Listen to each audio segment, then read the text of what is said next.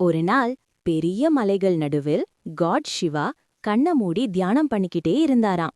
அவரு ரொம்ப அமைதியானவர். அவரோட சக்தி ரொம்ப பெருசு.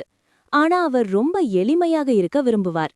புலித்தோல், ருத்ராட்சம், கங்கா தலையில் இப்படிதான் காட்சியளிப்பார். ஒரு நாள் உலகத்துக்கு ஒரு பிரச்சனை வந்துச்சு. தேவர்கள், அசுரர்கள் எல்லாரும் சேர்ந்து பார்க்கடலை கடைத்தாங்க. அப்போ ஒரு கொடிய விஷம் வெளிவந்துச்சு. அந்த விஷம் உலகத்தையே அழிக்கப் போச்சு. அப்போ எல்லாரும் பயந்து, இப்போ யாரு காப்பாத்துவாங்கன்னு கேட்டாங்க. உடனே சிவபெருமான் வந்தார். உலகம் காப்பாத்தணும்ன்ற நல்ல மனசுல அந்த விஷத்தையே குடிச்சாராம். அத பார்த்து எல்லாரும் அதிர்ச்சியாயிட்டாங்க. விஷம் கழுத்துல நின்றதால அவரோட கழுத்து நீல நிறமா மாறிச்சு.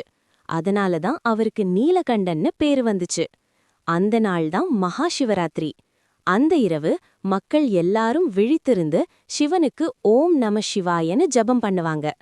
பால், தண்ணீர், விபூதி வைத்து லிங்கத்துக்கு அபிஷேகம் பண்ணுவாங்க. இந்த கதை நமக்கு என்ன கற்பிக்குது?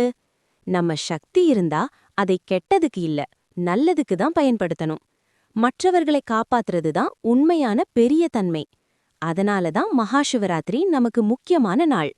அந்த இரவு நல்லதை நினைத்து பிரார்த்தனை பண்ணினா மனசு சுத்தமா இருக்கும்.